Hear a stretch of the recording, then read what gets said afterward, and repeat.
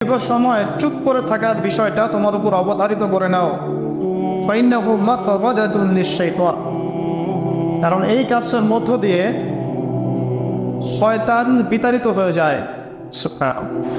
ওয়া আউনুন লাকা আলা আমরি দীনিক, দীর্ঘ সময় চুপ থাকলে তোমার দিনের প্রতিটা কাজ করার ব্যাপারে আল্লাহ তোমাকে সাহায্য করবেন, বা দীর্ঘ নীরবতার ব্যাপারটা দিনের প্রতিটা কাজ করার ক্ষেত্রে তোমাকে সহযোগিতা করবে।